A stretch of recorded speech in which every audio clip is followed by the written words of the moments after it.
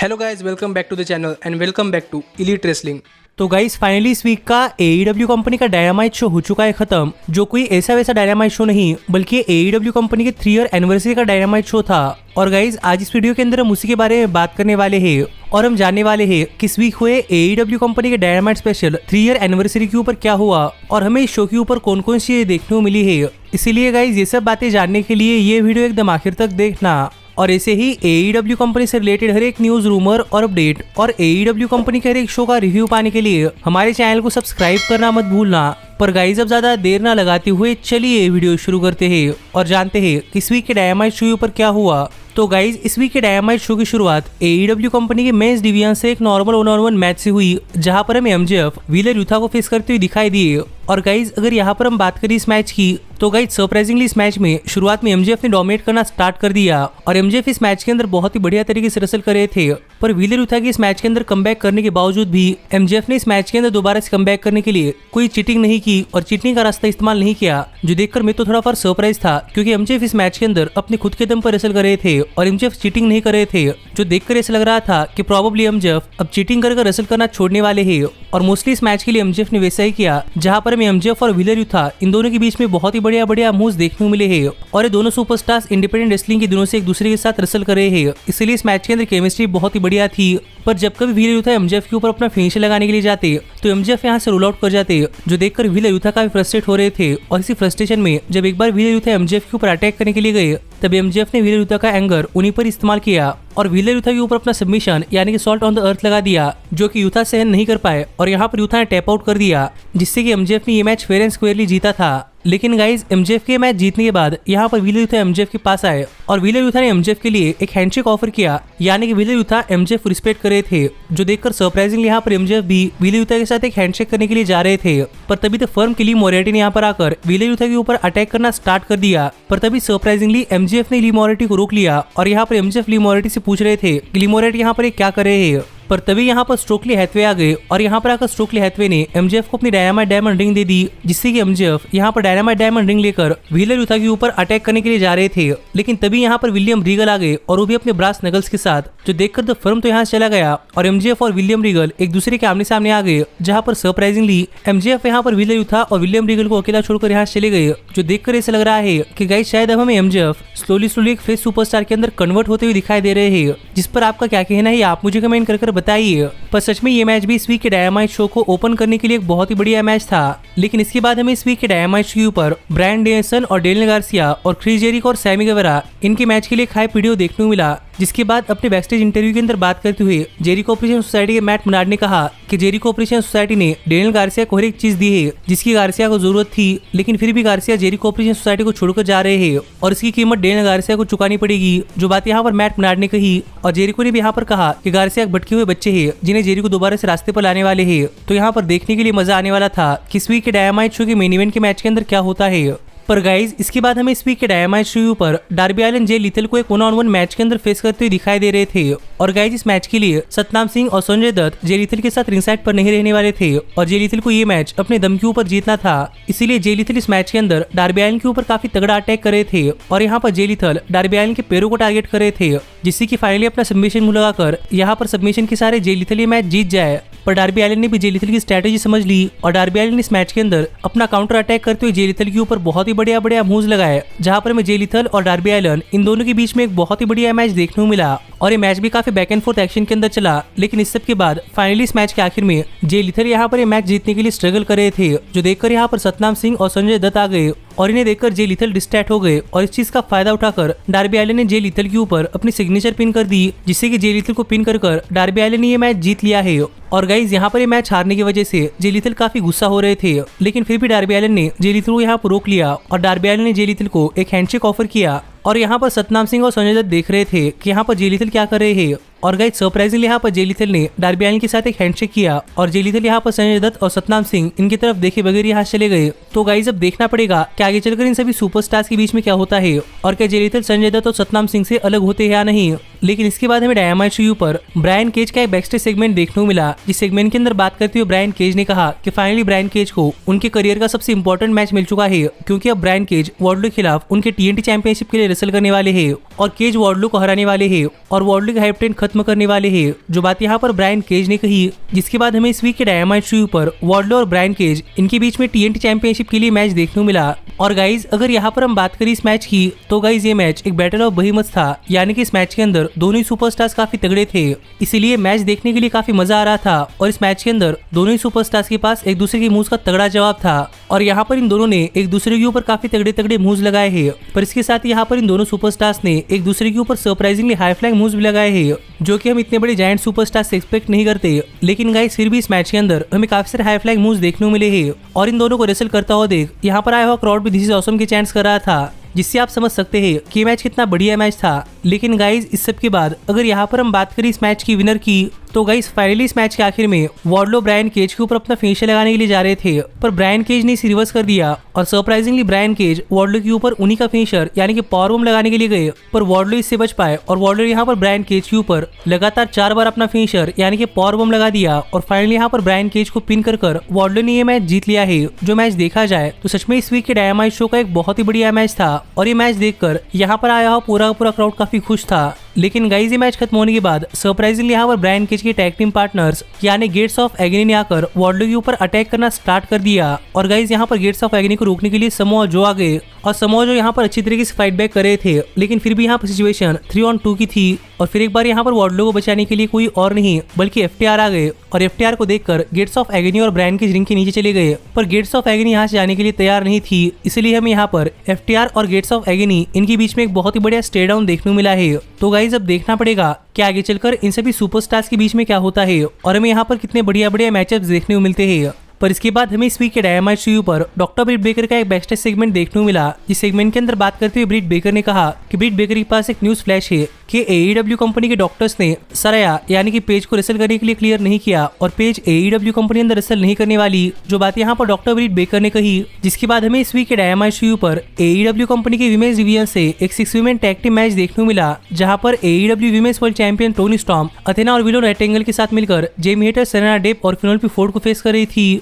और गाइज अगर यहाँ पर हम बात करें इस मैच की, तो गाइस इस मैच के अंदर काफी सारी विमेंस इन्वॉल्व थी और कहना पड़ेगा कि यहाँ पर इन सभी विमेंस ने दिखा दिया है कि AEW कंपनी के अंदर ना सिर्फ मल्टी पर्सन मैचेस बल्कि मल्टी विमेन मैचेस भी बहुत ही बढ़िया मैचेस होते हैं। और इस मैच में भी इन सभी सुपरस्टार्स ने अपनी बहुत ही बढ़िया परफॉर्मेंस दी और सरप्राइजिंगली इस मैच के अंदर सभी सुपरस्टार्स को शाइन करने का मौका मिला है। और इस मैच के अंदर राइवलरीज भी चल रही थी, जैसे कि जेमी हेटर और विलो नाइटिंगेल के बीच में और सेरेना डेप और टोनी स्टॉर्म के बीच में, जिससे ये मैच देखने के लिए काफी मजा आ रहा था। लेकिन गाइज इस सब के बाद अगर यहाँ पर हम बात करें इस मैच की विनर की, तो गाइज एक टाइम के लिए इस मैच के अंदर रेबल विलो नाइटिंगेल के ऊपर अटैक करने के लिए जा रही थी, लेकिन साराया ने रेबल को रोक लिया और इस चीज का फायदा उठाकर फिनोपेने फोर्ड विलो नाइटिंगेल के ऊपर अपना फिनिशर लगाने के लिए जा रही थी, लेकिन विलो नाइटिंगेल ने रिवर्स कर फिनोपेने फोर्ड के ऊपर अपना फिनिशर यानी कि पावर बम लगा दिया और फिनोपेने फोर्ड को पिन कर विलो नाइटिंगेल ने अपनी टीम के लिए मैच जीत लिया है, जो कि विलो नाइटिंगेल की AEW कंपनी के अंदर फर्स्ट और विक्ट्री थी। इसीलिए विलो यहाँ पर काफी खुश थी कि फाइनली उनकी टीम को यहाँ पर एक जीत मिल चुकी है। पर गाइस विलो नाइटिंगेल और टीम के ये मैच जीतने के बाद डॉक्टर ब्रिट बेकर यहाँ पर आ गए और यहाँ पर आकर डॉक्टर ब्रिट बेकर ने सराया का मजाक उड़ाना स्टार्ट कर दिया कि वो रेसल करने के लिए क्लियर नहीं है। लेकिन गाइस तभी सरप्राइजिंगली सराया ने ब्रिट बेकर के ऊपर अटैक करना स्टार्ट कर दिया, जो देखकर यहाँ पर फेस टीम और हील टीम दोनों ही रिंग के अंदर आ गए और यहाँ पर एक छोटा सा ब्रॉल हुआ। इस ब्रॉल के आखिर में सराया और रेबल एक दूसरे के आमने सामने आ गई और फिर एक बार यहाँ पर सराया ने रेबल के ऊपर काफी तगड़ा अटैक किया और फाइनली सराया ने स्टैंड आउट किया। तो गाइज अब देखना पड़ेगा कि सराया के साथ एक्चुअल में सिचुएशन क्या चल रही है, क्या वो रेसल करने के लिए क्लियर है या नहीं, पर सच में उन्हें देखने के लिए काफी मजा आ रहा है। लेकिन इसके बाद हमें इस वीक के डायनामाइट शो पर होजे और रूश मिलकर प्राइवेट पार्टी को समझाते हुए दिखाई दिए कि प्राइवेट पार्टी को हर बार आकर रूश को बचाना है, जहां पर एक क्लिप दिखाते हुए होजे ने दिखाया कि किस तरीके से प्राइवेट पार्टी कभी रूश को बचाने के लिए नहीं आई और अगर इस बार प्राइवेट पार्टी रूश को बचाने के लिए नहीं आती तो होजे प्राइवेट पार्टी के खिलाफ एक केस करने वाले हैं, क्योंकि उन्हें पता है कि मैट हार्डी उनके साथ कॉन्ट्रैक्ट टेम्परिंग कर रहे हैं, जो बात यहाँ पर होजे ने कही, जिससे प्राइवेट पार्टी यहाँ पर काफी डर चुकी थी। और गाइस यहाँ पर देखने में लग रहा है कि AEW कंपनी ने अपनी और WWE कंपनी सिचुएशन यहाँ पर स्टोरी लाइन के अंदर कंटिन्यू की है। तो अब देखना पड़ेगा कि स्टोरी लाइन का आउटपुट क्या होता है। पर गाइज इसके बाद हमें इस वीक के डायनामाइट शो पर इस वीक के डायनामाइट शो का सबसे लंबा, सबसे नॉनसेंस लेकिन सबसे एंटरटेनिंग सेगमेंट देखने को मिला, क्योंकि यहाँ पर द क्लेम आई थी और वो भी एक नेशनल सीजर डे सेलिब्रेट करने के लिए। और गाइज यहाँ पर आकर बात करते हुए द क्लेम के एंथनी बोवेंस ने कहा कि आज से हर साल ये दिन पूरी दुनिया के अंदर नेशनल सीजर डे के तौर पर मनाया जाने वाला है। और गाइज नेशनल सीजर डे वो ऐसा वैसा डे नहीं है, ये डे फ्रेंडशिप के लिए है, जो कि किसी भी आदमी की लाइफ के अंदर काफी इंपॉर्टेंट चीज होती है, जो बात यहाँ पर एंथनी बोमेस ने कही। और यहीं पर बात करते हुए बिली गन ने भी कहा कि as a friend Billy Gunn the Acclaimed के लिए काफी बड़ा गिफ्ट लाए हैं। और गाइस ये गिफ्ट कोई और नहीं बल्कि एक काफी बड़ी सीजर थी, जो देखकर यहाँ पर पूरा क्राउड काफी खुश था। और गाइस यहाँ पर क्राउड इस पूरे सेगमेंट के लिए काफी एनर्जेटिक था। और फाइनली यहाँ पर बात करते हुए मैक्स कैस्टर ने भी यहाँ पर सभी लोगों को सीजर करने के लिए कहा, जिससे फाइनली यहाँ पर मैक्स कैस्टर ने आज से होने वाले एनुअल नेशनल सीजर डे को खत्म किया। पर तभी यहाँ पर स्वस्थ सिटलैन आ गए और यहाँ पर आकर बातें करते स्वस्थ सिटलैन ने कहा कि द क्लेम को लग रहा है कि the Acclaimed finally world tag team champions बन चुके हैं। लेकिन सभी को पता है कि the Acclaimed world tag team championship Billy Gunn की वजह से बनी है, और अगर बिली गन उनके मैच के अंदर इंटरफेयर नहीं करते तो आज द क्लेम कभी वर्ल्ड टैग टीम चैंपियंस नहीं बन पाती। इसलिए यहाँ पर स्वर बिली गन को एक मैच के लिए चैलेंज करना चाहते हैं, जिससे कि फाइनली स्वर को अपना बदला मिल जाएगा, क्योंकि रॉक हमेशा से सीजर को बीट करता है, जो बात यहाँ पर स्वर सिटलैन ने कही। और बिली गन इसका जवाब देते इससे पहले यहाँ पर स्मार्ट मास स्टर्लिंग आ गए और यहाँ पर आकर बातें करते स्मार्ट मास स्टर्लिंग ने कहा कि पेपर रॉक को हरा देता है। इसीलिए यहाँ पर स्मार्ट मास स्टर्लिंग अब द क्लेम से मदद चाहते हैं कि द क्लेम स्मार्ट मास स्टर्लिंग को स्वर सिटलैन के खिलाफ एक पिटीशन फाइल कर उन्हें AEW कंपनी में से निकालने के लिए मदद करे, जो स्टोरी लाइन काफी दिनों से होल्ड पर थी। पर फाइनली यहाँ पर मास स्टर्लिंग ने आकर द क्लेम को इस पिटीशन के ऊपर साइन करने के लिए कहा और बदले में स्मार्ट मास स्टर्लिंग उन्हें सीजर करेंगे, जो बात यहाँ पर स्मार्ट मास स्टर्लिंग ने कही। लेकिन फिर एक बार यहाँ पर द क्लेम ने कहा कि सीजर पेपर को हरा देता है और एक कहकर द क्लेम ने स्मार्ट मास स्टर्लिंग के ऊपर अटैक कर दिया। और फाइनली यहाँ पर स्वर से बातें करते हुए बिली गन ने यहाँ पर स्वर सिटलैन का चैलेंज भी एक्सेप्ट कर लिया है। इसीलिए गाइस अब देखना पड़ेगा कि जब स्वर सिटलैन और बिली गन के बीच में ये मैच होता है तो ये मैच कितना बढ़िया मैच होता है और ये मैच कौन जीतता है। पर गाइस अगर आपको यहाँ पर रॉक पेपर सीजर का मेटाफोर समझ नहीं आ रहा तो गाइस मैं आपको बताना चाहूंगा कि आपने तो ये गेम जरूर खेला होगा, जो कि रॉक पेपर सीजर, और यहाँ पर उसी के ऊपर बातें चल रही थी। पर गाइज इसके बाद हमें इस वीक के डायनामाइट शो के ऊपर डार्क ऑर्डर का एक बैकस्टेज सेगमेंट देखने को मिला, जहाँ पर बात करते हुए डार्क ऑर्डर ने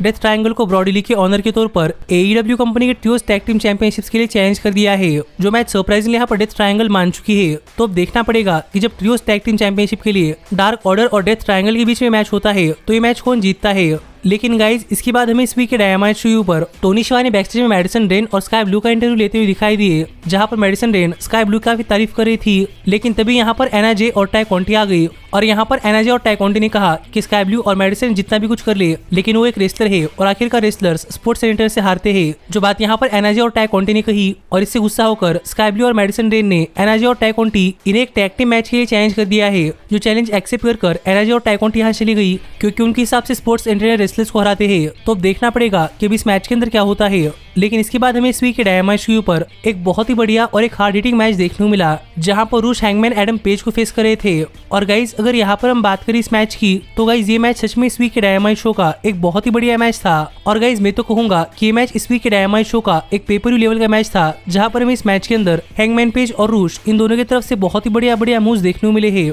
और इस मैच के अंदर स्ट्राइकिंग भी काफी खतरनाक हो रही थी, जिस वजह से ये मैच देखने के लिए काफी मजा आ रहा था। और दोनों सुपरस्टार्स एक दूसरे के टक्कर के सुपरस्टार्स थे, इसीलिए फैंस भी इस मैच के अंदर काफी इन्वेस्टेड थे। लेकिन गाइज इस सब के बाद एक फेयर एंड स्क्वायर मैच के अंदर अगर यहाँ पर हम बात करें इस मैच की विनर की तो गाइज फाइनली इस मैच के आखिर में रूश के फिनिशर को रिवर्स कर हैंगमैन पेज ने आउट ऑफ नोवेयर रूश के ऊपर अपना फिनिशर यानी कि बकशॉट लैरिएट लगा दिया और यहाँ पर रूश को पिन कर हैंगमैन पेज ने ये मैच जीत लिया है, जो मैच सच में इस वीक के डायनामाइट शो पर एक पेपर व्यू लेवल का मैच था। जिस मैच के ऊपर आपका क्या कहना है आप मुझे कमेंट कर बताइए। लेकिन गाइज ये मैच खत्म होने के बाद जैसा कि रूश ने कहा था वैसे यहाँ पर प्राइवेट पार्टी हैंगमैन पेज के ऊपर अटैक करने के लिए आ गई, पर तभी यहाँ पर हैंगमैन पेज को बचाने के लिए जॉन मॉक्सली आ गए और यहाँ पर मॉक्सली को देखकर प्राइवेट पार्टी यहाँ चली गई। और इनके अंदर आकर हैंगमैन पेज से बातें करते हुए जॉन मॉक्सली ने कहा कि जॉन मॉक्सली और हैंगमैन पेज AEW कंपनी की शुरुआत से AEW कंपनी के साथ है, पर आज तक उन दोनों के बीच में एक fair and square 1-on-1 match नहीं हुआ। पर फाइनली उन दोनों के बीच में AEW कंपनी के वर्ल्ड चैंपियनशिप के लिए 1-on-1 मैच होने वाला है। और यहाँ पर जॉन मॉक्सली पहली बार और आखिरी बार के लिए हैंगमैन पेज को पुट डाउन करने वाले हैं,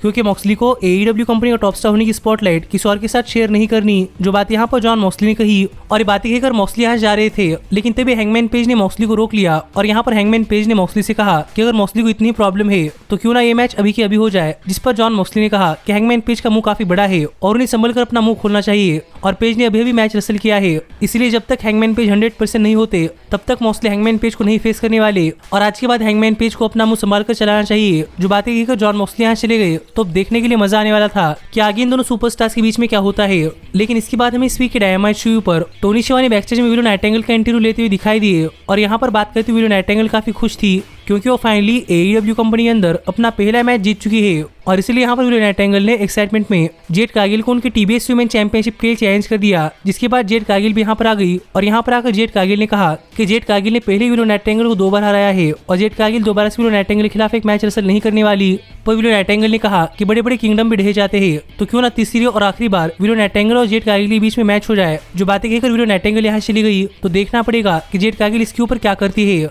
पर इसके बाद हमें इस वीक के डायनामाइट शो पर लुचासोरस आते हुए दिखाई दिए और गाइस यहाँ पर लुचासोरस का मैच फ्लेगो डेल सोल के खिलाफ था और यहाँ पर सरप्राइजिंगली लुचासोरस ने ये मैच शुरू होती फ्लेगो डेल सोल के ऊपर अपना फिनिशर लगाकर यहाँ पर फ्लेगो डेल सोल को पिन कर ये मैच जीत लिया है, जो मैच एक स्क्वाश मैच ही था। लेकिन गाइस लुचासोरस के मैच जीतने के बाद यहाँ पर क्रिश्चियन के चाहते थे कि लुचासोरस फ्लेगो डेल सोल के ऊपर और अटैक करे, जिसके लिए लुचासोरस जा ही रहे थे कि तभी यहाँ पर जंगल बॉय आ गए और यहाँ पर आकर जंगल बॉय ने स्टील केज से लुचासोरस के ऊपर अटैक कर दिया, जिससे कि लुचासोरस रिंग के नीचे गए। और यहाँ पर लुचासोरस से बात करते हुए जंगल बॉय ने कहा कि जंगल बॉय के लाइफ के अंदर सबसे करीबी कोई और नहीं बल्कि लुचासोरस थे और लुचासोरस उनके बेस्ट फ्रेंड थे, लेकिन लुचासोरस ने जंगल बॉय का दिल तोड़ा है। इसीलिए अब जंगल बॉय लुचासोरस का हाथ तोड़ने वाले हैं, उनका पैर तोड़ने वाले हैं और उन्हें पीस बाय पीस ब्रेक करने वाले हैं। और लुचासोरस जब चाहे तब जंगल बॉय को उनके खिलाफ मैच दे सकते हैं, जो बात यहाँ पर जंगल बॉय ने कही। और इसी पर बात करते हुए क्रिश्चियन केज ने कहा कि क्रिश्चियन केज ने पहले ही कहा था कि जंगल बॉय दोबारा से क्रिश्चियन केज के मामले के अंदर ना आए, पर जंगल बॉय ने गलती कर दी है, इसीलिए क्रिश्चियन केज और लुचासोरस फाइनली जंगल बॉय को रेस्ट इन पीस करवाने वाले हैं। और ये मैच काफी बाद नहीं बल्कि नेक्स्ट वीक होने वाला है, वो भी क्रिश्चियन केज की होम टाउन यानी कि टोरंटो ओंटारियो कनाडा के अंदर। जो बात यहाँ पर क्रिश्चियन केज ने कही तो अब देखने के लिए मजा आने वाला था कि नेक्स्ट वीक जब ये मैच होता है तो ये मैच कितना बढ़िया मैच होता है और ये मैच कौन जीतता है। लेकिन गाइज इसके बाद हमें इस वीक के डायनामाइट शो पर पाक का एक बैकस्टेज सेगमेंट देखने को मिला, जहां पर बात करते हुए पाक ने बताया कि बेस्ट फ्रेंड्स कह रहे हैं कि पाक ने ऑरेंज कैसिडी के ऊपर धोखे से अटैक कर अपना मैच जीता है, पर बेस्ट फ्रेंड से भूल रहे हैं कि ऑरेंज कैसिडी ने पाक के ऊपर धोखे से अटैक कर उनसे मैच लिया था, तो यहाँ पर पाक ने हिसाब बराबर कर दिया है। जो बात यहाँ पर पाक ने कही, लेकिन यहीं पर बात करते हुए बेस्ट फ्रेंड्स ने कहा कि हिसाब बराबर सिर्फ तभी होता है जब आप मैच की चीजें अलग रखते हैं और पर्सनल चीजें अलग रखते हैं, लेकिन पाक ने ऐसा नहीं किया, इसीलिए बेस्ट फ्रेंड्स पाक को एक सबक सिखाने वाले हैं। जो बात यहाँ पर बेस्ट फ्रेंड्स ने कही तो देखने के लिए मजा आने वाला था कि आगे चलकर पाक और बेस्ट फ्रेंड्स के बीच में क्या होता है। लेकिन गाइज इस सब के बाद फाइनली यहाँ पर टाइम हो चुका था इस वीक के डायनामाइट शो के मेन इवेंट का, जहां पर में डेनियल गार्सिया और ब्रायन डेनियल्सन मिलकर जेरिको और सैमी गुवेरा को एक टैग टीम मैच के अंदर फेस करते हुए दिखाई दे रहे थे। और अगर यहाँ पर हम बात करें इस मैच की तो गाइस गार्सिया और जेरिको ने इस मैच की शुरुआत की, जहां पर जेरिको गार्सिया के ऊपर काफी तगड़ा अटैक कर रहे थे, जिससे कि सैमी गुवेरा भी इस मैच के अंदर गार्सिया के ऊपर अटैक कर पाए।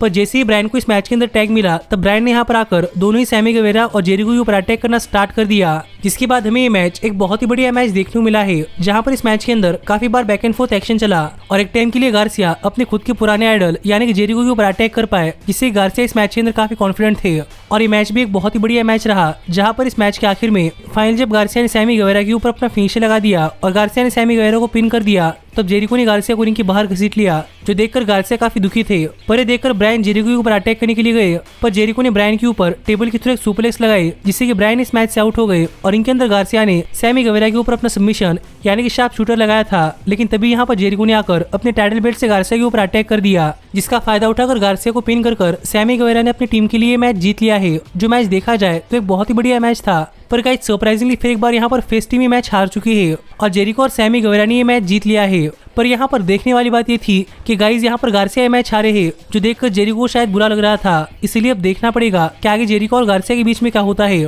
पर ऐसे इस वीक का AEW कंपनी का 3 ईयर एनिवर्सरी का डायनामाइट शो खत्म हो गया। जो शो कैसा रहा ये आप मुझे कमेंट कर बताइए। पर गाइस मुझे ये शो काफी पसंद आया है, इसीलिए आप भी AEW कंपनी से रिलेटेड हर एक न्यूज, रूमर और अपडेट और AEW कंपनी का हर एक शो का रिव्यू पाने के लिए हमारे चैनल को सब्सक्राइब करना मत भूलना। पर अब मैं मिलता हूँ आपसे अगली वीडियो के अंदर, पर तब तक stay healthy, stay happy and keep watching elite wrestling. Hey, did you like that video? Click the screen for more. And where do you think you're going? Check out our official merchandise page and to support the entire cast. And thanks so much for being the elite. The elite, the elite. What, Nick, you're not going to sing it all with me this time?